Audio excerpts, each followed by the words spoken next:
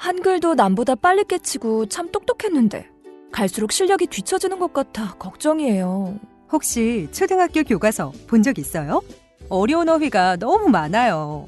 학교에서는 어휘 개념을 하나하나 설명해 줄 시간이 정말 부족하잖아요. 그럼 어떡하죠? 내 아이의 어휘만큼은 내가 책임져야죠. 어휘 공부의 정성. 초등어휘 3천, 초등어휘 5천. 검색창에 초등어휘 3천을 쳐보세요.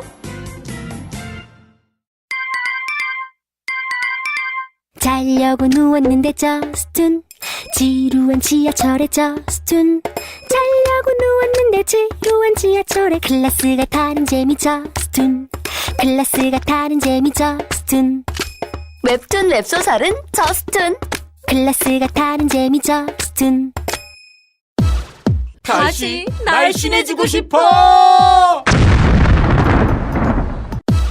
다이어트 해야 하는데 좀 간단한 방법 없을까? 1522-6648 1522-6648 혹은 비타샵을 검색해주세요. 야, 이 부장! 네가 부장이면 땅이야? 뭐? 저 인간 저건 쟤 오늘도 술술 풀리고 안 먹고 회수 갔냐? 내일도 신체 상태로 출근하겠구만. 아유. 고려 생활건강 술술 풀리고 음주전 한포가 당신을 지켜드립니다.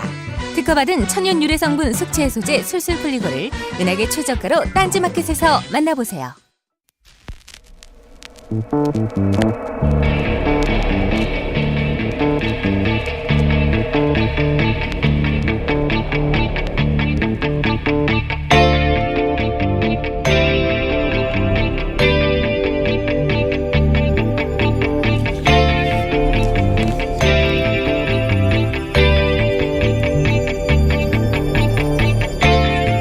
안녕하세요, 김호준입니다. 어제 허위 난민 신청을 대행해준 국내 브로커 조직이 검찰에 의해 적발됐습니다.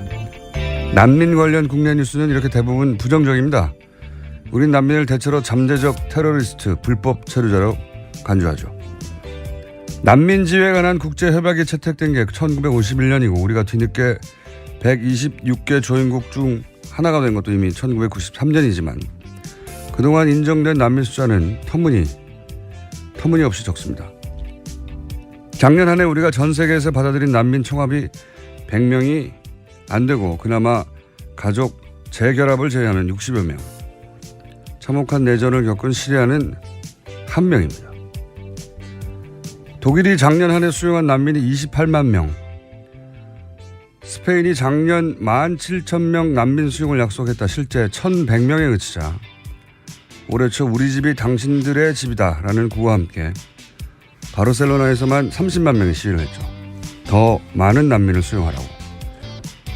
이 차이는 어디서 오는 걸까요? 독일이 시리아에 빚진 게 있는가? 오히려 시리아는 6.25 때 우리나라를 지원했던 국가입니다. 빚은 우리가 있죠. 그럼 돈 때문인가? 우리 경제가 독일의 28만 분의 1은 아니잖아요. 스페인보다 우리 GDP, GNI가 더 앞섭니다. 그렇다고 지리적 문제인가? 우리 인접국 난민도 우린 잘 안 받습니다. 이 차이는 어디서 오는 것인가? 우리도 세계 일부라는 연대의식 자체를 배우지 못한 것인가? 우리 스스로를 여전히 약소, 변방국이라 여기는 왜소한 자의식 때문인가? 나만 살면 된다는 정글 자본주의의 당연한 결과인가? 뉴스공장은 앞으로 이 질문을 끊임없이 던지고 그리고 그 답을 함께 찾아가 보겠습니다. 김호준 생각이었습니다.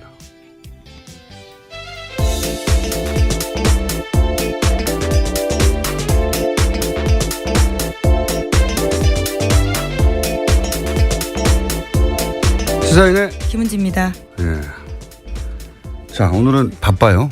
네, 빨리빨리 뉴스가 해보죠. 많습니다. 예, 첫 번째 뉴스는 네, 청와대가 또 박근혜 정부 문건 발견했습니다. 어제 500건 추가로 나와서 공개했습니다. 또 네. 계속해서 나오고 있습니다. 예, 매일매일 예, 청와대발 단독 특종입니다.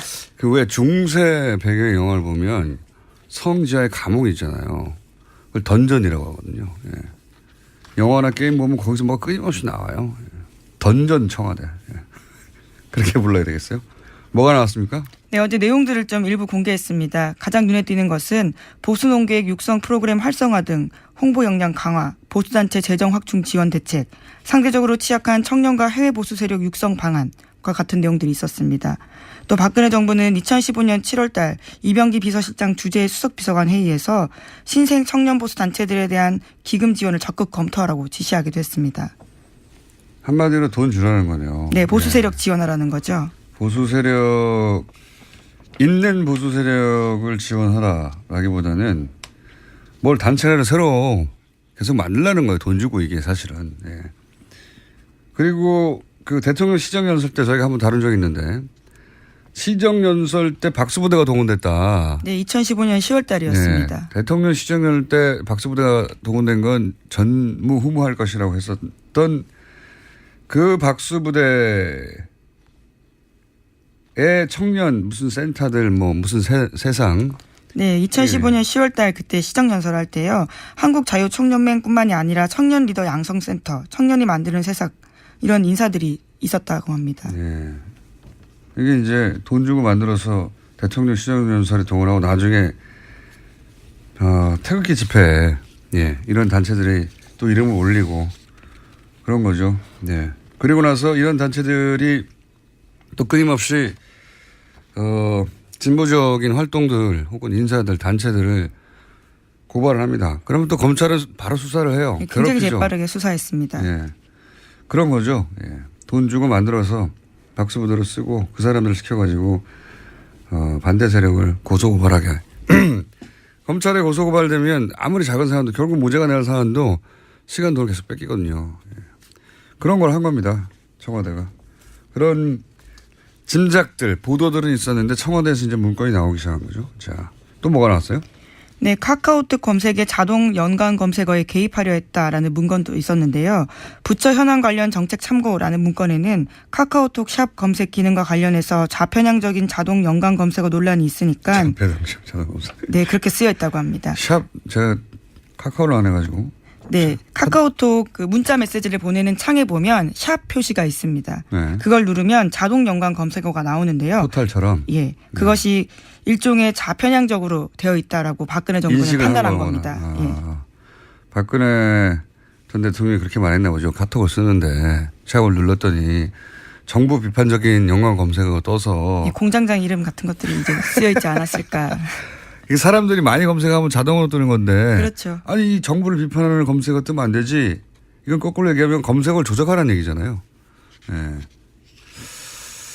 향후 포털 검색어 이거 한번 반드시 들여다볼 필요가 있다. 저는 그렇게 생각합니다. 네, 관련해서 포털 관련 내용도 있는데요. 포털 뉴스 서비스의 사회적 책임 강화 방안이라는 언급도 있습니다. 여기에는 언론사로서의 위상 부여 여부와 포털의 수익 환류 제도와 추진 검토, 일종의 포털을 손보겠다라는 뜻으로도 해석할 수 있는 부분입니다. 그렇겠죠. 예. 얼마나 그걸 마음대로 하고 싶었겠어요. 예. 그리고 그렇게 개입한 적이 없는가 과연 따져볼 일입니다. 모든 언론은 언론사를 개입하는 게 더 어려운 거예요.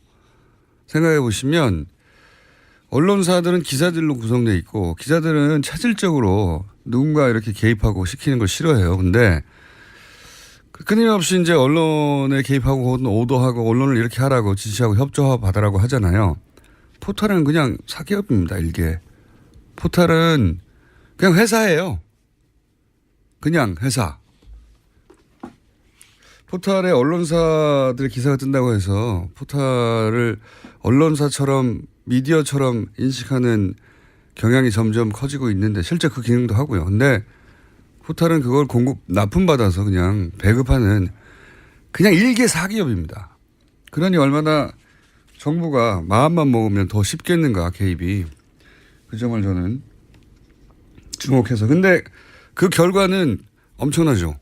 예. 그래서 영향력이 훨씬 커졌으니까요. 요새는 카카오톡 한 달에 4만 2천만 명 쓸 정도로 아주 크다라고 합니다. 4,200만 명이겠죠. 아, 예, 죄송합니다. 4,200만 명입니다.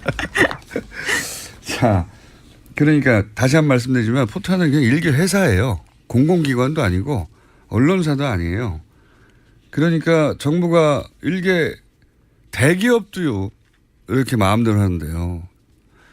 포탈에 이런 영향력을 발휘하고 싶었다면 과연 안 했겠는가 하는 의구심을 갖는 것은 저는 합리적이라고 봅니다. 네. 이제 실제 그런 문건이 나왔기 때문에요. 더 들여다봐야 되겠죠. 볼 필요가 있다. 또 뭐가 있습니까? 뭐 문서가 네, 또- 많이 나왔네요. 예, 관련된 내용들을 계속 좀 보고 알려주고 있는데요. 삼성 관련된 내용도 있습니다. 삼성물산 합병과 관련된 내용인데 문건에는 국민연금의 의결권 행사에 개입할 것인지 정부가 개입한다면 의결권 방향은 어떻게 설정할 것인지 관한 것이 있고요. 또 해외 헤지펀드의 공격적 경영권 간섭에 대해서 국민연금 등을 적극 활용하되 정부가 대기업을 지원하는 것처럼 보이지 않도록 위원 구성을 신중하게 하고 관계부처가 한 목소리로 대응해야 한다라는 표현도 있다고 합니다. 모든 게 다 들어있네요. 지금 소위 이제 국정농단 사태에 삼성 관련해서 주고받은 거. 그러니까 최순실 정유라에게 지원을 하고 삼성에게 뭘 해줬냐 대가로. 여기 다 나오네요. 다 나와. 그러니까 그렇죠. 예. 대기업을 지원하는 것처럼 보이면 안 된다. 이 말은 자기들도 대기업을 지원하는 거라는 걸 알고 있었다는 거죠. 예. 예, 삼성으로 특정할 수 있는 워딩으로 보입니다. 삼성이잖아요. 네, 하지만 여긴 대기업이라고 써놨는데요.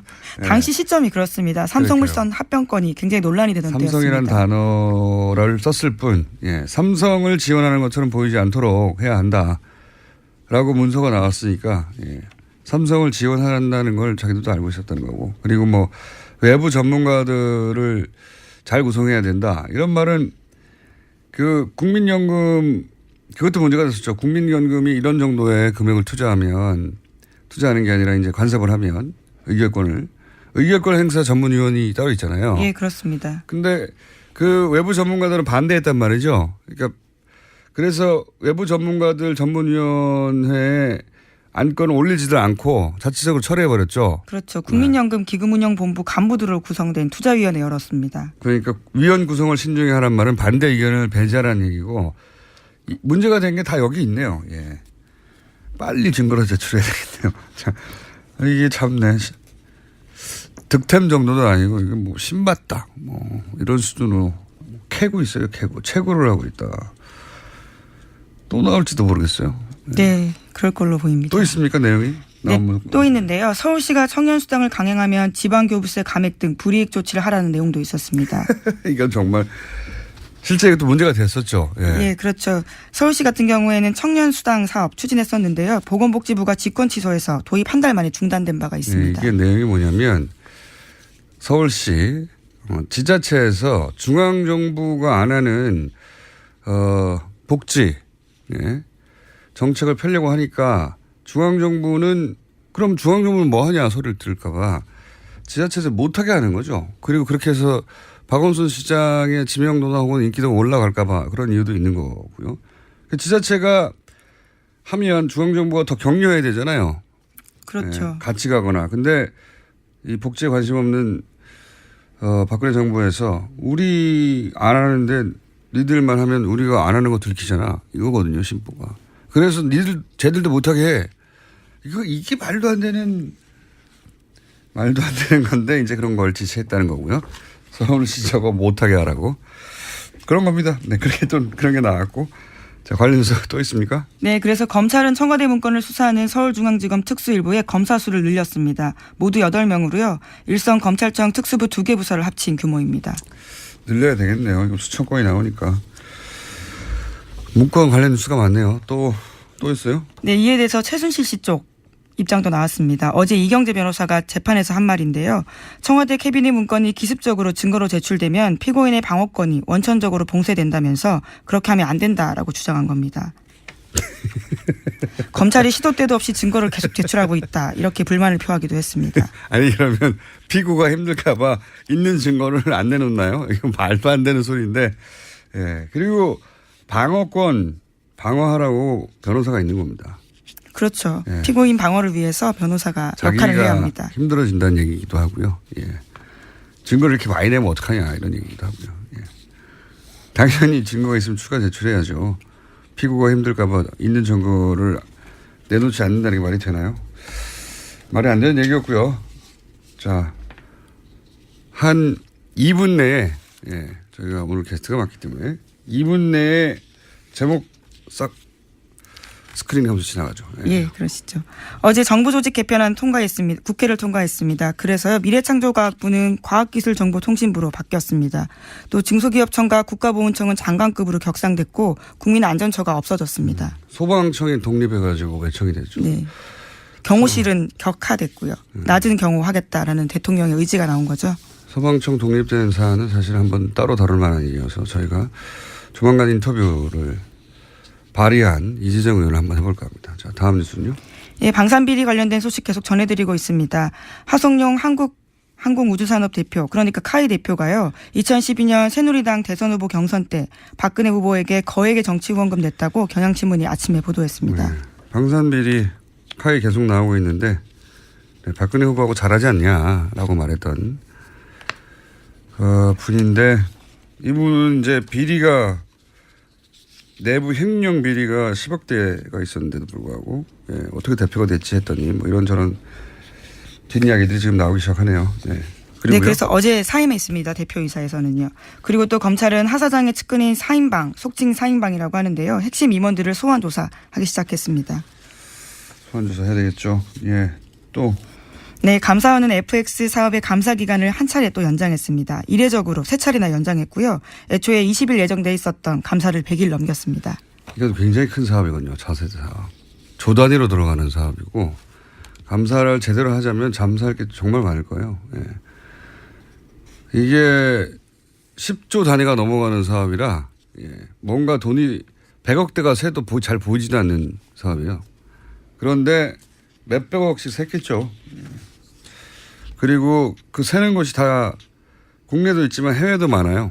해외로 돈이 나가는 사안까지 체크하려면 감사 기간이 길어지겠죠. 예. 하나 정도 더 하고 지나갈 것 같습니다. 네, 판사 블랙리스트 의혹 규명을 요구하면서 현직 부장판사가 사표냈습니다. 최한돈 인천지법 부장판사인데요. 전국 법관 대표회의에서 판사 블랙리스트 등 조사하기로 한 현안조사위원장이었는데요. 이번에 사표를 낸 겁니다. 그렇군요. 이 사안은 저희가 현직 판사님 한 분을 저희가 3부에서 현직 판사, 전직 판사들은 저희가 국회의원이나 또는 백수로 계시는 이정열 판사님이나 아니 사무장이신데요. 판사로 나와서 변호사를 안 하면 백수라고 쳐야 됩니다. 네, 어쨌든 많이 모셨는데 현직 판사를 저희 라디오에 모시는 건 처음입니다. 굉장히 이례적인데 차성한 판사님을 저희가 3부에서 모시기로 하겠고 오늘은 여기까지 하겠습니다. 자, 인사하기 전에 미니 인터뷰. 원래 저희가 금요일에 쇼미더머니 안원구 전 대구청장님과 함께 하는 쇼미더머니 시간이 있는데 지금 이제 안민석 의원하고 유럽에 가 계시거든요. 예. 그 비자금 추적 때문에. 그래서 미니 인터뷰를 짧게 하려고 이렇게 급하게 달려왔습니다. 여기까지 아주 시사인의 김은지였습니다. 감사합니다. 자, 이미 연결돼 있군요. 예. 최순실 해외 도피 재산 추적을 위해서 유럽을 방문 중인 우선 왜 안민석 의원님을 연결하죠? 안원구 전장님 얘기인데 안민석 의원님이 지금 잠시 연결돼 있습니다. 안녕하십니까? 네, 대한민국 정치인 최초로 리텐슈테인 조세 피난국이죠. 네네. 리텐슈테인을 방문한 안민석 의원입니다. 리텐슈타인입니다, 의원님. 슈테인이 아니고. 리텐슈테인. 네, 알겠습니다. 어쨌든 방문하셨군요. 굉장히 소국이죠. 지금 현재는 어디 계십니까? 지금 헝가리에 와 있고요. 아, 헝가리요? 제가 리텐슈테인 이야기를 드린 이유는 여기서 이제 금융감독원 담당자를 만났는데요. 리텐슈타인에 전 세계에 블랙머니가 아주 숨겨져 있는 유명한 조세 피난국으로 알려져 있는데요. 도대체 어떤 나라일까 참 궁금했거든요. 조그만 왕국이죠. 왜 그렇게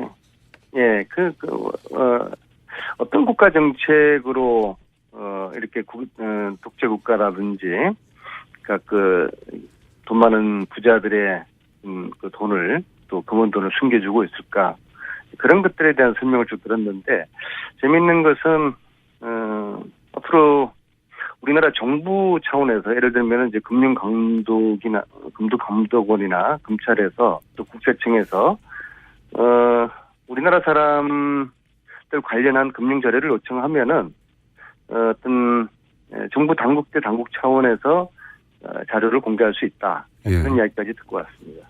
아, 그러시군요.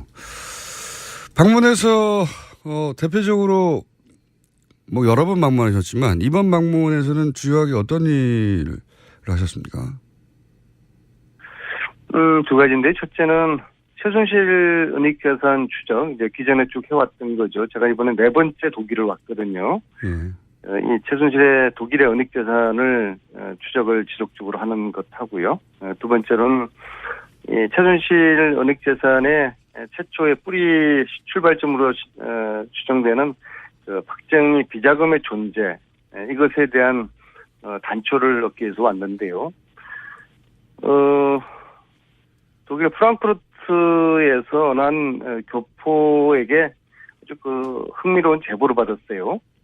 작년에 최순실 씨가 한국 들어오기 바로 직전이었던 것 같아요. 자기 식당에 최순실 정유라 애기 그리고 보모 요렇게만 또 운전기사 요렇게만 밤 늦은 식당 문 닫을 시간에 와서 지금 스위스를 다녀오는 길인데 밥을 달라는 식사를 달라는 이제 요청을 받았다.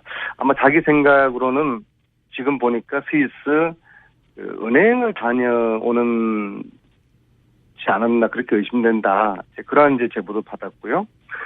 또 1976년도에 박정희 시대죠. 박정희 시대에 스위스의 외환은행 사무실이 개소됐다는 그런 이제 그 현지 교포은행가의 제보를 받아서 쭉 이제 추적을 했는데 사실로 확인됐고요. 마침 이번에 스위스 쯔리히에서 그 외환은행 사무소가 있던 그 건물을 이제 확인을 했어요. 재미있는 것은 이 외환은행 사무소 76년도에 개소됐던 이 사무실 위치가 프레이저 보고서에 나오는 박정희 스위스 비밀 계좌가 있었다고 하는 유나이티드 뱅크 UBS 예. 거기와 도보로 한 5분 거리에 위치해 있더라고요. 가까웠다. 76년에 왜 사무실을 이렇게 개설했을까? 이거 좀 확인돼야 되고요. 그래서 좀 이건 특별법 없이는 70년대 이런 사항을 확인을 정확하게 하기가 어려운 그런 이제 한계가 있죠. 그래서 특별법이 꼭 필요하다는 생각을 알겠습니다. 하게 되었습니다. 의원님, 네. 옆에 안한군 총장님 계십니까? 옆방에 있습니다. 아니, 원래 저희가 안한군 총장님과 통화하기로 했는데 안민석 의원님과 아니, 우리가 지금 네. 2,000km를 최순실 루트를 따라서 독일, 스위스, 리텐슈테인, 오스트리아, 헝가리 5개 나라 2,000km를 지금 달려왔거든요. 차와 기차로.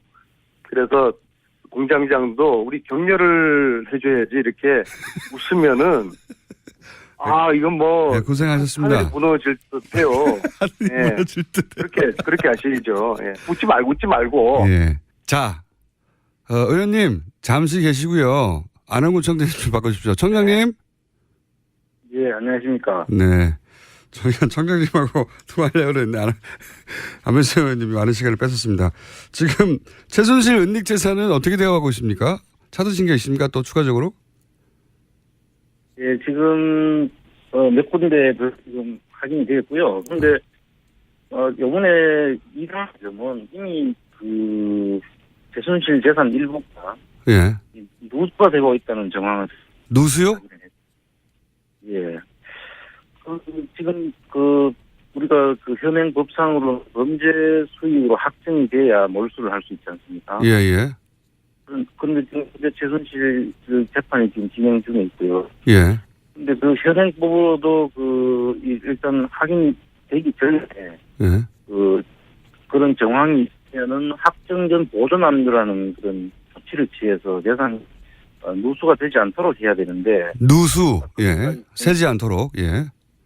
예. 새지 않도록 해야 되는데 이미 일부가 지금 정리가 되고 있는 정황. 예를 들어서 이미 밝혀진 그때 구매했던 호텔이나 이런 부동산이 있지 않습니까? 그 이전의 것 말고 국정농단 사태 와중에 밝혀진 그 호텔 같은 경우는 어떻게 됐습니까? 그래서 지금 그런 게 일부가 지금 팔렸는 것으로 지금 저희들이 확인이 되고 있고요. 팔아서 현금화를 했나요? 재산들은 현금화된 것으로 보입니다. 누구한테 팔았죠? 그리고, 이 재산을 형성할 때 예. 저희들이 추적해오는 그 부분들을 조력했던 그 팀들의 일부 재산, 일부 회사에서 취득한 것이 아니라 지금 그러면 이는 되지 않았지만 그러면 그 말씀은 그러니까 페이퍼 컴퍼니가 중요한데 많이 등장했는데 그 페이퍼 컴퍼니가 다시 최순실 씨 부동산을 사는 것처럼 해서 가져갔나요? 그렇습니다. 그 사는 주체들은 이 재산을 형성하는 과정에서 도와준 세력들이죠. 그러면 최순실 씨가 도로 가져간 거 아닙니까? 이름만 막 바꿔서? 뭐 그렇게도 볼 수 있죠. 그래서 이제 정확한 내용은 일단 조사를 좀 더 해봐야 되겠지만 그렇게 지금 추정이 되고 있습니다. 아하, 최순실 재산이 정리되고 있는 와중인 거군요. 그러니까. 네, 안 국장님, 저희들이 받았던 제보 하나를 소개를 해드릴 것 같아요. 독일에 있는 동포 여성분이요. 네. 이런 제보를 저희들에게 합니다. 잠깐만요, 의원님. 이거 굉장히 중요해서 혹시 미리 잘 정리한다는 말씀하실 내용 아닌가요? 방송에 나오시려고 미리 이야기인데요. 아직 정리 안 된 채 터뜨리신 거 아닙니까? 아니요, 재산 처분하고 비슷한 이야기인데요. 저희들이 받은 제보가 프랑크푸르트의 안 여사라고 하는 분이 자기가 최순실에게 월급을 받고서 어떤 그 가게에서 일을 하고 있다. 네.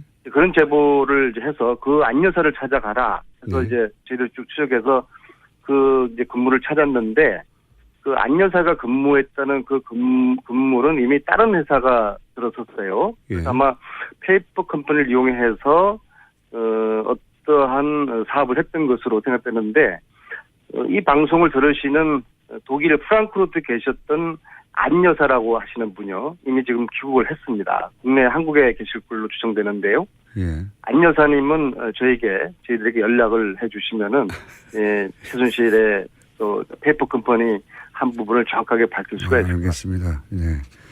방송을 지금 스피커로 쓰시는 거군요. 지금 방금 제보자를 찾는. 알겠습니다. 다시 의원님 들어가시고요. 다시 안홍구 청장님께 한두 가지 여쭤보겠습니다. 네.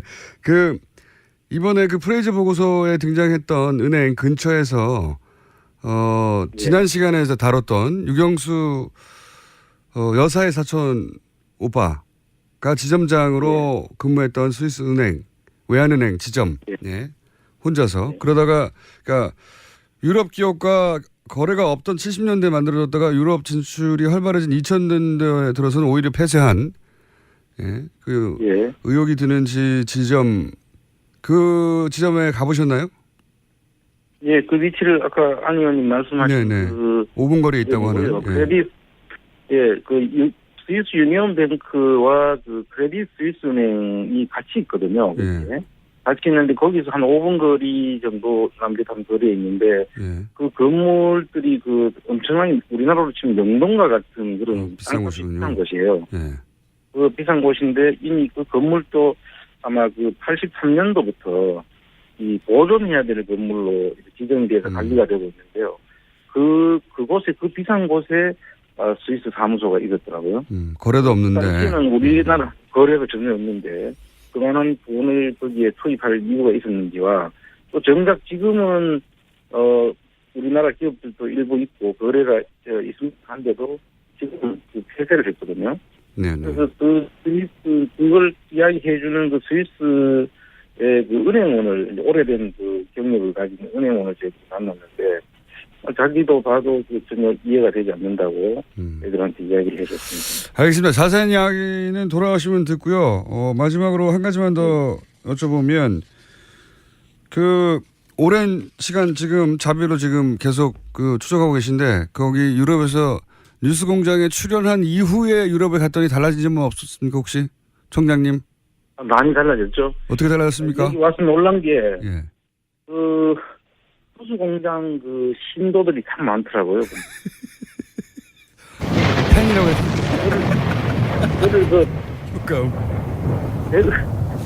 저를 대구 청량으로 알지 않고 네. 천둥 번개로 알고 계세요. 저희가 하도 심심해서 말씀하실 때 천둥 번개로 효과음으로 넣었는데 그렇군요. 뉴스공장 팬들이 해외에 참 많습니다.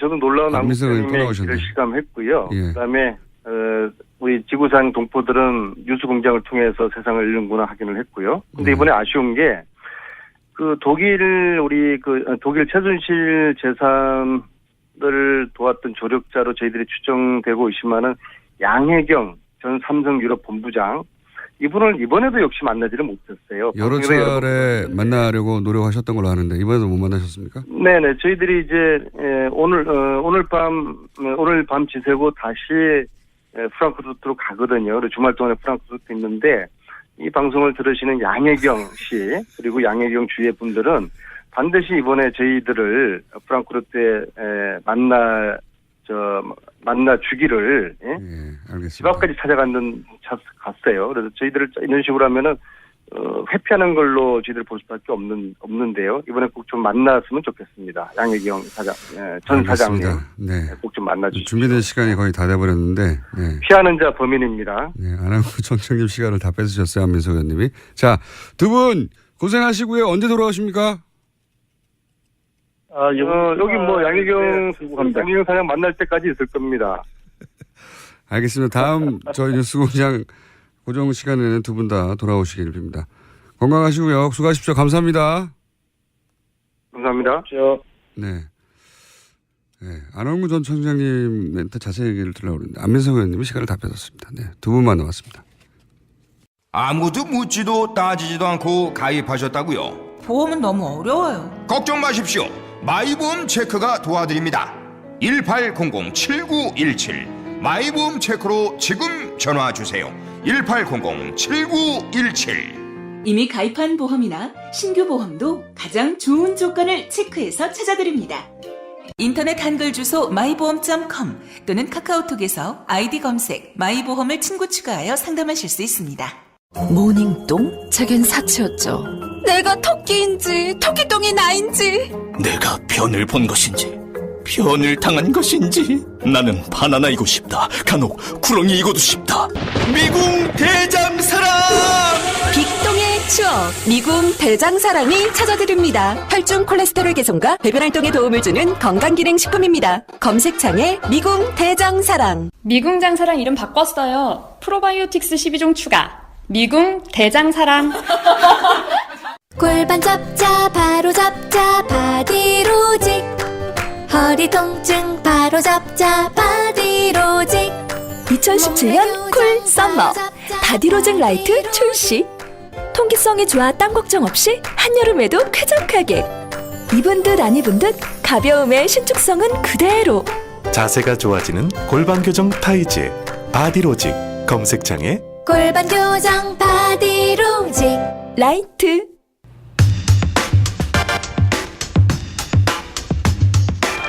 요즘 연일 문건이 청와대로부터 나오고 있습니다. 특종을 청와대가 계속하고 있는데요. 자유한국당은 박수현 청와대 대변인을 고발했습니다. 자, 여야 이 문건에 대한 입장이 다른데 저희는 여야 입장이 아니라 전문가의 입장을 한번 들어보려고 이소현 기록학회 회장님 스튜디오에 모셨습니다. 안녕하십니까? 안녕하세요. 예, 기록학회도 있군요. 기록학회하고 기록관리학회 두 학회가 양대학회라고 일컬어지고 있습니다. 하는 일은 똑같나요? 기록학회는 저는 문헌정보학 전공한 사람이지만 역사학 전공하신 선생님들이 좀 많이 계시고 기록관리학회는 문헌정보 쪽 선생님 많이 계시고. 네. 알겠습니다. 양대학회 중에 한 군데 회장님을 저희가 스튜디오에 모시는데 자 이제 이거부터 여쭤볼게요. 이런 기록물에 대한 경험과 사례를 많이 들어보실 테니까 청와대에서 이전 정부의 문서도 계속 나오잖아요. 이거 가지고 이제 처음에는 의인이 남긴 것이다. 그렇게 생각하는 사람들도 꽤 있었는데 그러기에는 너무 많은 문서가 너무 여러 곳에서 계속 나와요. 이걸 가지고 그래서 무슨 음모론적인 차원에서 접근하는 사람들도 있고요. 이렇게까지 많이 남길 수가 있는가라는 사람들도 있는데 우선 기록물을 많이 다뤄본 분으로서 이럴 수도 있습니까? 이런 사례들이 있어요? 공공기관에서 예전 문건들이 막 나온다든가.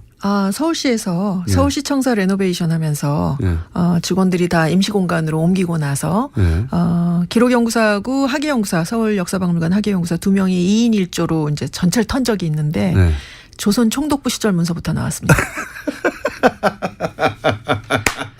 조선 총독부 시절. 1933년 조선 하천조사연표부터 나왔어요. 그러니까 사무실마다 캐비넷 같은 것들이 항상 거기 있지만 항상 거기 있어서 벽처럼 보이는 가구가 하나씩 있는 거예요. 그렇게 그게 하나 있었고 그래서 세종시로 이제 공공기관 이전할 때는 아예 작정을 하고 이관하는 곳에 이제 이때는 중앙부처 중심으로 처음에 그 기록물 관리 연구사들이 다 배치가 된 상황이었으니까 이런 걸 다 알고 다 사무실 직원들 이사한 다음에 다 털어갖고 또 엄청난 거 많이 찾아냈죠. 아하. 이거는 흔한 일은 그러니까 매우 드문 일은 아닌데 이제 이 사실에서 우리가 알아야 될 것은 근데 이제 기록연구사들이 매년 일을 제대로 했다면 이게 매년 털어졌어야 되는 거예요. 아하. 처음 갔을 때 터는 거고 그다음에 매년 터는 거고 예를 들어서 부산시 교육청에서 2010년에 재헌의회 의사록이 나왔거든요. 그게 부산에서 나왔다는 거죠. 재헌의회 때. 예. 그러니까 1948년도 재헌의회 의사록이 국회기록보존소에는 없었는데 부산시 교육청에서 나왔단 말이에요. 그거는 이제 부산시 교육청에 기록연구사가 배치가 돼서 문서고랑 이제 이런저런 공간을 다 털어보니까 뭐가 나왔는데 이제 왜 거기 갔는지는 아무도 모르죠. 또 국회 직원이 뭐 6.25 때 정도에 그걸 들고 피난 갔다가 관공서 어딘가에 맡겼는데 그 건물이 뭐 이렇게 저렇게 기관이 옮기면서 교육청에 관할이 됐다. 이런 시나리오가 좀 가능한 상황이죠. 그러니까 지금 그 박근혜 정부 막바지에 문서를 대량으로 파쇄해서 그러니까 청와대 전 직원이 익명으로 이런 인터뷰를 했거든요. 우리가 다 파쇄했기 때문에 남아있을 리가 없다. 말도 안 되는 얘기죠. 저 같으면 가만히 있을 것 같아요. 네. 범죄 사실을 스스로 인정한 경우이기 때문에. 그러니까요. 자기들이 다 없애버렸는데 어떻게 남았지? 그러나 이런 사례는 굉장히 많다. 그러니까 아니 근데 그거는 처음으로 연구사가 배치돼서 털었을 때 이제 오래된 문서가 나오는 거고 연구사가 배치된 다음에는 이게 원래 학자들 사이에 제가 학문적 용어를 애써 보겠습니다. 네. 어쨌든 매년 한 번씩 그거 조사해야 돼요. 기록물 조사를 원래는. 사무실마다에 부서마다에 있는 기록관리 담당자라는 분들이 있어요. 업무는 딴 게 있지만 이제 서무처럼 그 업무를 맡는 분하고 기관마다 배치되어 있는 연구사하고 이제 팀이 되어서 매년 문서들을 정리해서 목록을 작성하고 폐기할지 보존할지 뭐 이런 거를 정리를 해야 되는데 청와대에서 참여정부 시절 문서까지 나왔다고 하잖아요. 그 얘기는 뭐냐면은 그 이명박 정부 때나 박근혜 정부 때 청와대는 기록관리 업무를 하지 않았다라는 증거다. 저희는 그렇게 받아들이고 있습니다. 전문가들이 볼 때 이거 일을 안 했구만 이렇게 했다고 볼 수가 없어요. 그런데 지금 방금 말씀드렸지만 우리가 다 파기했는데 있을 리가 없어 라는 말이 이게 자기들이 불법을 한 걸 인정한 거 아닌가 싶은 생각이 드는데 맞지 않나요? 그러니까 약간 저는 좀 이해가 저라면 끝까지 말 안 할 것 같은데요. 이게 지금 공무원들이 업무를 수행하다가 뭐 벌을 받을 수 있는 그런 어떤 규정이 많지 않은데 기록물 무단 폐기만은 그래요? 굉장히 큰 벌을 받게 돼 있어요. 대통령기록법에 따르면 대통령 기록물을 무단으로 파기하고 은닉하고 유출하고 막 이러면은 그 7년인가요? 제가 어디 적어놨는데 엄청난 벌을 받게 돼 있는데. 그러니까 이게 상충되는 주장을 하는 거네요. 그렇죠. 우리가 대통령 기록물을 다 파기할 수 있을 리가 없어. 그거는 라는 주장도 하나 있는 거고 또 하나는 대통령 기록물을 그렇게 공개하면 어떡해 이런 주장을 동시에 하는 거 아닙니까? 공개하면 안 된다는 주장을 크게 하기 위해서 말하면 안 될 내용을 말하지 않았나라는 생각이 좀 듭니다. 그러니까요. 파괴했다면은 대통령 기록물을 파괴했다는 걸 인정해버리는 게 되는데. 그렇죠. 그래서 저희가 있을 리가 없다는 말을 하다 보니까 그죠. 엊그제 저희가 이제 그 기록학회하고 투명사회를 위한 정보공개센터, 알권리연구소, 한국기록전문가협회 이렇게 네 단체가 국회에서 기자회견문 발표했는데 거기 요청하는 것 중에 하나가 이 무단 폐기했다는 직접 증거가 나왔으니까 수사하고 고발하라. 고발하라. 그게 저희 요구 사항입니다. 이거 무단 폐기 굉장히 중요한 문제죠. 그렇군요. 그것도 범죄 사항이군요. 지금 이제 남아있는 문건들의 내용들이 이제 지금 각종 국정농단의 증거물로 쓰여질 수 있을 것 같다는 얘기 또 한편으로 나오지만 또 한편으로는 파기했다는 사실 자체도 고발 내용이 고소 내용이 되는군요. 예, 네. 저희 요구사항이 3개였는데요.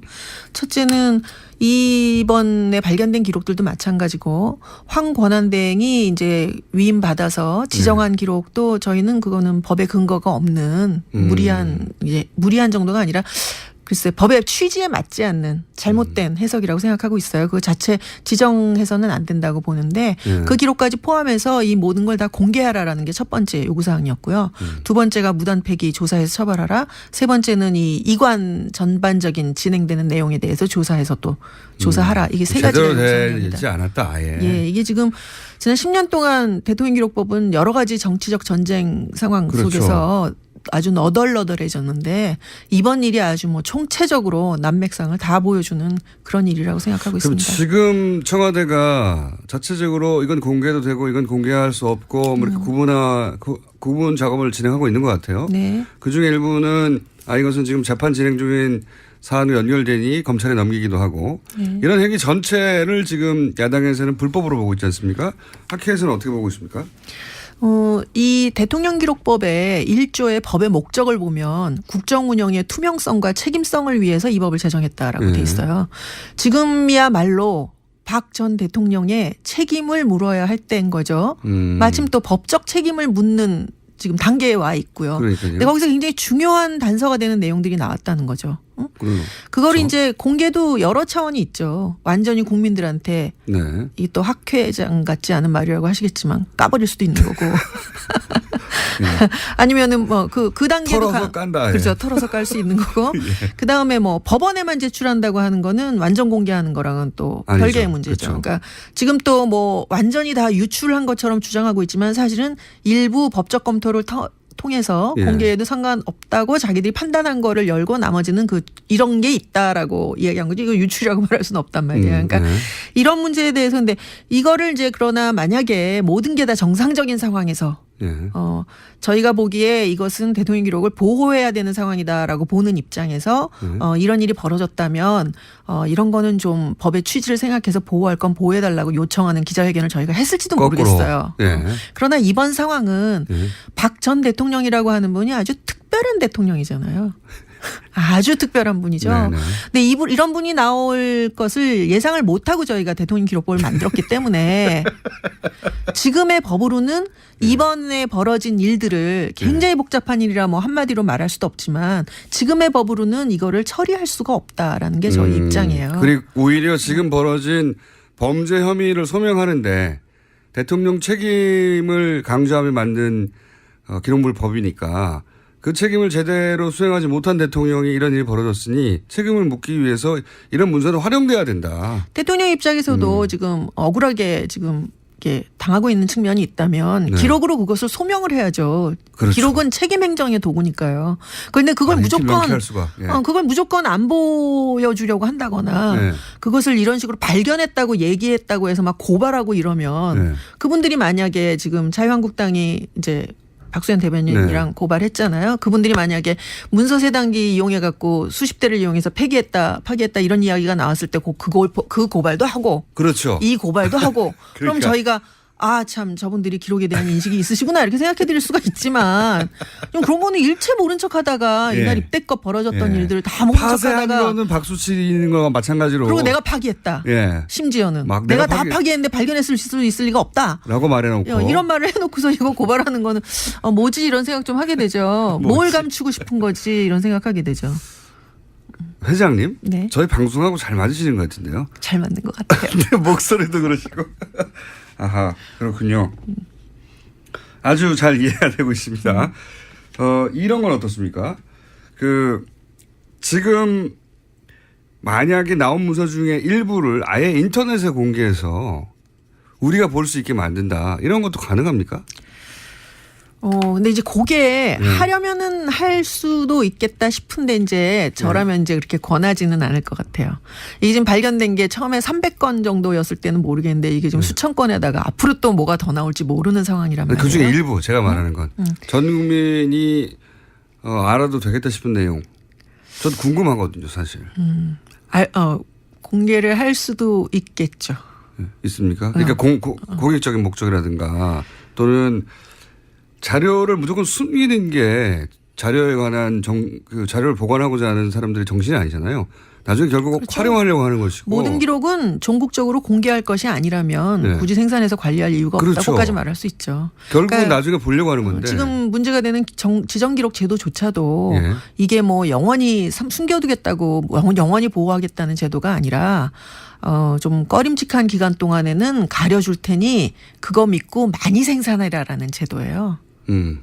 그러니까 그렇죠. 공개를 전제로 한 거죠. 예전에는 정권 바뀔 때만 다 없애버렸기 때문에. 그렇죠. 대통령 만약에 정권이 바뀔 게 염려돼서 꺼림칙하다면 법으로 보호해 줄 테니 문서를 많이 생산해서 차후에도 역사의 기록으로도 참고하고 다음 대통령도 이 회담 때 혹은 이 협정 때는 이런 과정이 있었구나 참고하라 이런 목적 아닙니까? 그렇죠. 문서가 보물이라서가 아니라. 그렇죠. 그런데 지금 제가 이제 이 질문을 드리는 이유는 뭐냐면 국정농단과 관련된 일들은 저희 그 일반 국민 모두가 사실은 관계자거든요. 그렇죠. 네, 촛불 집회에 나가서도 이 국면을 만들어내기도 했고, 그러니까 그거와 관련된 문서 일부는 당장 볼 권리가 있는 거 아닌가 우리가 일부는 뭐 대통령이 아주 비밀스러운 일을 했고 뭐 개인의 신상이 있다든가 그런 거 말고 저희는 사실 성형수술에 큰 관심이 없잖아요. 그런 건 기록물로 없겠죠. 근데 이제 저희가 어쨌든 이 국정농단 사태와 관련하여 그걸 초래한 문서들이 있다. 초래한 내용들. 그건 저희도 볼 권리가 국민이 볼 권리가 있다고 생각이 들거든요. 저는. 일단 뭐 공개하시는 분들 쪽에서는 뭐 공개 여부를 생각해 보실 수 있을 것 같고요. 학자적 입장에서 학자뿐만 아니라 전 국민은 정보 공개 청구를 할 자격이 있어요. 그렇죠. 공공문서에 대해서는. 그래서 이미 이 청와대에서 발견된 문서, 이 발견 문서라고도 부르고 캐비닛 문서라고도 부르는 이 문서들에 대해서 뭐라고 부릅니까? 저희도 캐비닛 문서라고 부릅니다. 다른 자료하고 같이 검색되라고. 캐비넷 문서. 캐비넷이라고 하면 안 나올까 봐. 그래요? 예.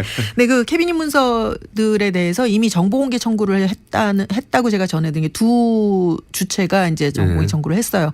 투명사회를 위한 정보공개센터가 했고 그다음에 그 송기호 변호사가 했다고 또 들었는데요. 그럴 법한 분들만 했네요. 그렇죠. 뭐 다른 분들도 다 할 수 있으면 굉장히 쉬워요. 클릭 몇 번이면 착 할 수 있는데 문제는 이제 그 청구를 받게 될 쪽이 아마 대통령 기록관일 것 같아요. 이관을 했다고 하니까. 근데 문제는 대통령 기록관에서 이 기록들을 다 훑어보고 어떤 것이 공개할 수 있는 것이고 어떤 것이 비공개해야 할 것이고 어떤 것이 비밀인지 판단할 수 있는 역량이 될지는 제가 잘 모르겠습니다. 이때 역량이라고 하면 실제 그 지적 능력을 얘기하는 게 아니라 그런 판단을 내릴 이 정치적인 아주 그냥 정치적인 에너지가 아주 꽉 찬 이 공간 안에서 뭐 자유한국당에서는 절대 안 된다고 그러고 여당에서는 하라고 그러고 뭐 그럴 수 있겠죠. 그거를 할 수 있는 그런 그 역량이 정무적 정치적 역량이 없다고 판단해서 질질 끌 가능성이 좀 높다고 생각합니다. 오히려 그리고 지금 좀 애매한 게 지금 또 대통령 기록 관장으로 계시는 분이 이명박 대통령이 임명하신 분이에요. 기억하실까 몰라도 2008년에 그 봉화 유출 갖고 이제 생 난리를 치면서 생난리 또 나왔어요.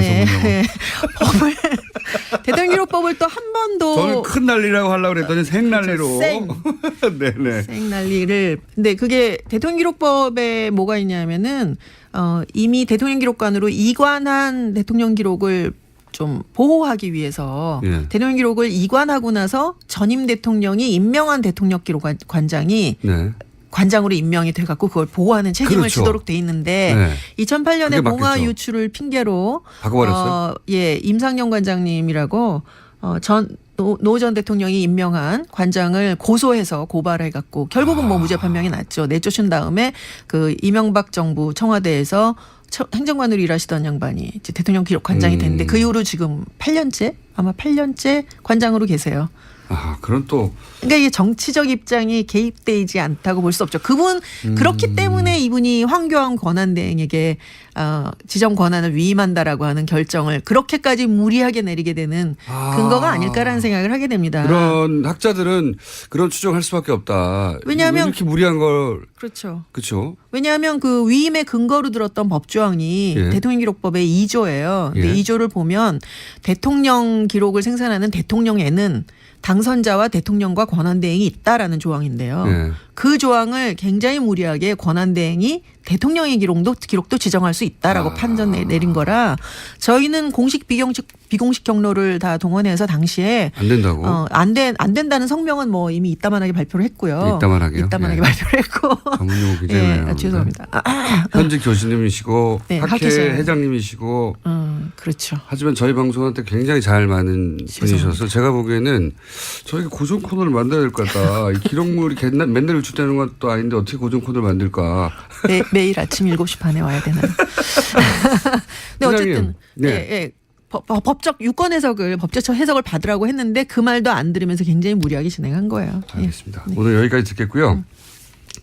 여야의 입장 말고 학자들 양대학회 회장님의 입장 이렇습니다.